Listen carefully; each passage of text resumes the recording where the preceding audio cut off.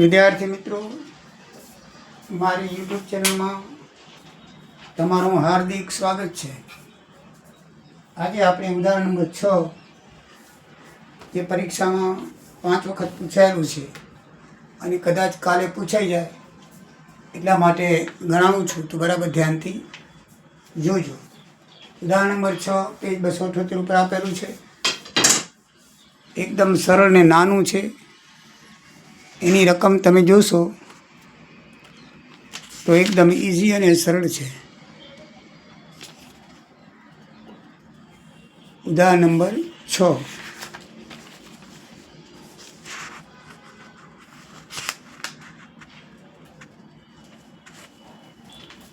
અહીં ઉદાહરણ નંબર 6 ની રકમ આપેલી છે આપણને. પાછળ ચાલુ દેવા મિલકતો આપેલી છે. મિલકતોની ઉપજેલ કિંમત નીચે આપી દીધેલી છે અને યુનિવર્સિટીમાં 5 વખત પૂછાયેલો છે. ડિબેન્ચરને હોલ્ડરને 31 ડિસેમ્બરના પૈસા ચૂકવવામાં આવ્યા. વિસર્જન ખર્ચ 1000 અને લિક્વિડિટેડ વેતને મહેનતાણું આપવાનું છે 2% ઉપજાવેલ રકમ પર. ઓર્ડિનરી શેરને વેચી રકમ પર 10% અને પસંદગીના લેણદારો ઉપર 4%. 3 રીતે આપવાનું છે.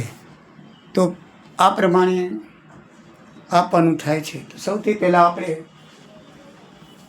લિક્વિડિટીના આવક જાવકના પત્રકમાં એની આવક લખેલી. સૌથી પહેલાં બેંક સિલક લખવાની. તો બેંક સિલક 12,000 આપી છે, લખી નાખવાની. પછી મિલકતોની ઉપર નીચે આપેલી છે બેઠે બેઠી, એ આપણે મકાનના 1,50,000, યંત્રોના 1,71,000, સ્ટોકના 1,95,000, ફર્નિચરના 4,000 અને દેવાદારોના 23,000. ટોટલ 5,03,000 એને ઉપજાવ્યા. તો એનું કમિશન છે ઉપજાવેલ રકમ પર 2%. તો આપણે એ કમિશનની ગણતરી કરતા જઈએ તો 5,03,000ના 2% લેખે 10,060 રૂપિયા એનું કમિશન થાય. પછી મિત્રો કાયમી મિલકતોની સેકન્ડ ભાગ પૂરો થયો. હવે ચૂકવવાનું થાય છે. આપણે પહેલો ભાગ જોઈએ, ઇક્વિટીની જવાબદારી ઉપર જોતા જઈએ તો 8%ના ડિબેન્ચર આપેલા છે 50,000 રૂપિયાના, એ આપણે લખશું. પછી એના પર બાકી વ્યાજ પાછળ આપેલું છે તો એ લખશું 4,000 રૂપિયા. અને વધારાનું વ્યાજ આપવું પડશે એને, તો એ આપણે ગણીએ તો 2,000 રૂપિયા 6 માસનું વ્યાજ થશે. બરાબર છે. તો એ 2,000 રૂપિયા વધારાના આપણે એને આપવા પડશે. તમને વ્યાજની ગણતરી આવશે જ, કારણ કે ડિબેન્ચર 31/3/26 ચૂકવ્યા છે. નીચે લખેલું છે કે 31/12 ચૂકવ્યા છે 25ના. આ 6નો હિસાબ છે. 6 મહિનાનું આપણે ચૂકવવું પડશે. જૂનનો હિસાબ છે તો 6 મહિનાનું ચૂકવવું હોય ડિબેન્ચર હોલ્ડરને. બરાબર છે. ડિબેન્ચરો છે 50,000ના.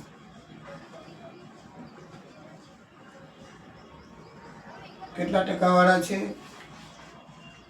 8%વાળા. 6 મહિનાનું. તો અહીંયા 100 × 12 PRN/100 એ સૂત્ર હંમેશા લગાડવાનું. આ ડિબેન્ચરનું વધારાનું વ્યાજ શું છે? વધારાનું વ્યાજ. તો 6×2 = 2 × 4 = 8, 2 2 ઉડી ગયા એટલે વધારાનું વ્યાજ થશે 2,000 રૂપિયા થશે. જે આપણે અહીંયા 6 મહિનાનું લખ્યું. બાકી વ્યાજ 4,000 દર્શાવેલું છે. ડિબેન્ચર 50,000ના છે અને 6 માસનું આપણે ચૂકવવું પડે. આપણે થિયરિકલમાં જોયું હતું કે કંપની સધર હોય તો ઘણા ઠેર સુધી પૈસા વધેલા છે એટલે કંપની સધર જ છે. બરાબર છે. એટલે એને આપણે ચૂકવી દીધું એટલે 56,000 ડિબેન્ચર હોલ્ડર આવશે ટોટલ. તો આપણે પસંદગીના લેણદારો જોઈએ તો હા, એ પછી જોશું. પહેલાં 56,000 આવશે પછી બિન સલામત લેણદારો દાખલામાં 2/500 આપેલા છે એ લખી નાખીએ. પછી લિક્વિડેટરનું મહેનતાણું જોઈએ તો અને પસંદગીના લેણદાર જોઈએ તો પસંદગીના લેણદારો પ્રોવિડન્ટ ફંડ આવશે, દાખલામાં આપેલું છે 3,000 રૂપિયા પાછળના ભાગનો, અને બીજા આવશે 3 કારકુનો પગાર બાકી છે 2 માસનો 73,500 આવશે. એટલે આ પસંદગીના લેણદારો આવે, બરાબર છે. એ 16,500 આપણે એ લખ્યા. સૌથી પહેલાં વિસર્જન કર લખવાનો, લિક્વિડેટર મહેનતાણું લખવાનું, પછી પસંદગીના લેણદારો લખવાના. આ પસંદગીના લેણદારો થઈ ગયા. હવે આ 2 રકમ છે કેવી રીતે આવી જોઈ રહી તો મિત્રો કમિશન પહેલાં કરી લિક્વિડેટરનું આ ઉપજ ઉપર તો લખી લીધું. હવે પ્રેફરન્સ એટલે શેર હોલ્ડરો કેટલાના છે 16,500ના. આ એના ઉપર 4% લેખે આપવાનું છે તો 4% લેખે 660 રૂપિયા થાય. એ આપણે લખ્યું. હવે ઓર્ડિનરી શેરના ચૂકવણા પેટે તો ઓર્ડિનરી શેરનું ચૂકવણું 1,76,618 થાય. તો કેવી રીતે આવ્યું આપણે જોઈ લઈએ. તો આ કેવી રીતે આવે છે જોઈ લઈએ. તો સૌથી પહેલાં આવક કેટલી છે આપણી આવક ટોટલ સરવાળો છે આવકનો 5,15,000 રૂપિયા ટોટલ આવકનો, બરાબર છે. બેંક શીખે કારણ કે એ રૂપિયા આપણે હતા ચૂકવણ કરવાનું છે એટલે આ બધી આવક બાજુની સાઈડમાં સરવાળામાંથી કેટલા ચૂક્યા, બરાબર છે. તો સૌથી પહેલાં આપણે કેટલા ચૂક્યા વિસર્જન ખર્ચ, પછી લિક્વિડેટરનું મહેનતાણું હજી આ ચૂક્યું નથી આપણે, આટલું ચૂક્યું છે એટલે એટલું લેશું, બરાબર છે. આ તો હવે ચૂકવાશે, બરાબર ને. આ છે ને ટોટલ અહીંયા લખ્યું છે એની આપણે જો કેવી રીતે ગણતરી કરજો. કુલ વિસર્જન ખર્ચ કેટલું છે 1,000. લિક્વિડેટરનું મહેનતાણું અત્યાર સુધી કેટલું ચૂક્યું પ્રેફરન્સ શેર હોલ્ડરનું ને આપણે ઉપજનું, એ 2 આપણે નક્કી થઈ ગયા એટલે આ 2નું ટોટલ છે એટલું ચૂક્યું. પછી પસંદગીના લેણદારો 16,500 ચૂક્યા. ડિબેન્ચર કેટલા ચૂક્યા 56,000. અને લેણદારો બીજા કેટલા કે બિન સલામત 2,36,000. આમાંથી તમારે એક આ નથી લેવાનું, બરાબર ને. એક એટલે આટલા ચૂક્યા આપણે રૂપિયા ચૂક્યા કે નહીં. તો બાકી કેટલા વધ્યા 1,74,280. હવે એ રકમ ઉપર આપણે 10% લેખે એને કમિશન આપવાનું છે. કેટલા ટકા લેખે 10% લેખે. તો 1,94,280 ના 10% કરીએ તો 1,74,062 રૂપિયા એટલે 17,682 રૂપિયા કમિશન થાય. કેટલું થાય 17,286 રૂપિયા, સોરી 17,662 રૂપિયાનું કમિશન થાય. અને 10% એક આપણો કાઢ નાખો 862 રૂપિયા એનું કમિશન થાય. હવે શેરોની બાકી રકમ કેવી રીતે આવી આ આવકમાંથી જાવક બાદ કરી. જાવકમાં જો અહીંયા તમને એમ થાય કે આ મહેનતાણું એ મહેનતાણામાં આ રકમ ઉમેરી છે એ હવે દેવાની છે. આપણે અત્યારે આટલી ચૂકવી છે એટલે એ મહેનતાણા તરીકે એટલી લેવાશે. લેણદારો પસંદગીના ચૂકવી દીધા, ડિબેન્ચર ચૂકવી દીધા, લેણદારો આ બીજા ચૂકવી દીધા બિન સલામત. આટલું ચૂકવણું કર્યું. આટલામાંથી વધ્યા કેટલા 1,94,280. તો 1,94,280 એના ઉપર આપણે 10% લેખે કેટલું થશે 17,662. 17,662 રૂપિયા એનું કમિશન થાય. તો 17,662 રૂપિયા કમિશન આપણે લેખ્યું. 1,94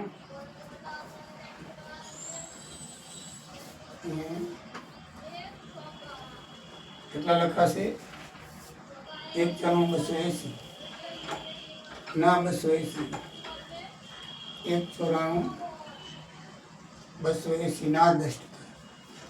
એટલે હિસાબ કર્યો છે 280 ના 10 110 આ પ્રમાણે 10% લખીએ, બરાબર છે.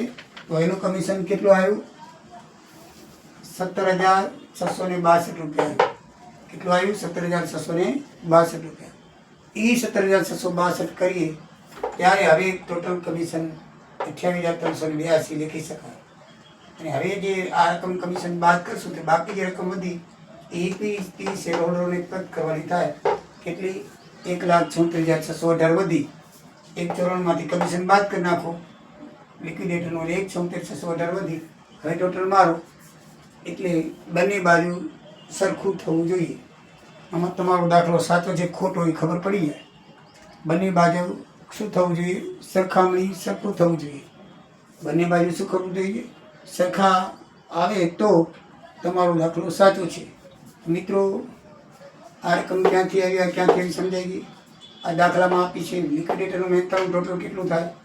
ઉપજ ઉપર 2% લખે, પ્રેફરન્સ પસંદગીના શેર હોલ્ડર પર 4% લખે, અને ઓર્ડિનરી શેર હોલ્ડરને ચૂકવેલી રકમ એ કેવી રીતે શોધાય? તો તમારે મિત્રો આવક બાજુ પર સરવાળો રહી એમાંથી ખરેખર જે ચૂકવ્યા છે એ બાદ કરતા જવાના. આ નહીં લેખવાનું, કારણ કે આજે ચૂકવા નથી, એ જ રકમ જ હવે આવશે ત્યારે કમિશન મળશે ને આટલા ચૂકવી દીધા એટલે આટલી રકમ લખવાની. બાકી પસંદગીના લેણદારોને, ડિબેન્ચરોને અને બિન સલામત લેણદારોને આટલા ચૂકવે, એમાંથી બાદ કરો એટલે બાકી રકમ શેરોને ચૂકવાની થાય એના 10%, 110 જે સૂત્ર છે 10/110 એ પ્રમાણે એટલે 17,662 રૂપિયા થાય. એ આપણે અહીંયા લીધા સૂત્ર એ પ્રમાણે છે, ધ્યાન રાખજો. ચૂકવાની બાકી રકમ ગુણ્યા ટકા છે 200 + 10 એટલે 10/110 થાય. એ સૂત્ર પ્રમાણે હંમેશા કમિશન ચૂકવવાનું, બરાબર છે? તો એ રકમ ચૂકવ્યા પછી શેર હોલ્ડરોને આપણે રકમ ચૂકવવી પડે. શેર હોલ્ડરો એના આપણે દાખલાની અંદર આપેલા છે 3 લાખના, એટલે એટલા આપી શકાય નહીં. તો મૂડી આપણી પાસે એટલી છે નહીં, તો આપણે થિયરિકલમાં જોયું તો કે જો મૂડી એટલી ના આપી શકાય હોય તો પહેલાં લિક્વિડેટરનું કમિશન લઈ લેવાનું. તો આપણી પાસે 1,94,280 રૂપિયા આવ્યા, બધે આવે. ઇક્વિટી શેર છે 3 લાખના, જો બધા આપી દઈએ તો શું કરાય? તો આવી પરિસ્થિતિ આવે ત્યારે 3 લાખના નહીં આપી શકાય, આપણે આપવું પડશે કમિશન. એ સૂત્ર છે કે ચૂકવાની રકમ ગુણ્યા ટકા છેદમાં 100 + ટકા એટલે 10/110, 5 તો 105, અને ચૂકવાની રકમ હોય ને ગુણી નાખો એટલા ટકા લેખે મહેનતાણું લિક્વિડેટર લઈ લેવાનું, અને પાછળની બાકીની રકમ છે એ જે વધે એ લિક્વિડેટરને ચૂકવી નાખવાની. સોરી, લિક્વિડેટરને શું શેર હોલ્ડરોને ચૂકવી નાખવાની. 3 લાખના છે પણ આપણે 3 લાખના એક જ પ્રકારના છે, નહીં તો 2 પ્રકારના, તો આપણે જે ગણતરી કરી પ્રમાણે થાય. અને એક જ પ્રકારના છે એટલે બધી રકમ આને ચૂકવી દેવાની. જે ભાગે આવતી હોય એ ભાગે 1,76,000 આપણે 600 રૂપિયા ચૂકવી દીધા. એટલે હવે આ સાઈડનું તમારે બંને બાજુ સરવાળો મળી ગયો, બરાબર છે મિત્રો? આ ઉદાહરણ બહુ ખૂબ અગત્યનું છે. તો બરાબર બધાને સમજણ પડી ગઈ હશે, ના સમજણ પડી તો કોમેન્ટ કરજો, બરાબર છે? જય સિયારામ, જય દ્વારિકાધીશ. કાલે પૂછાય તો તમારે મજા પડી જશે. જય સિયારામ.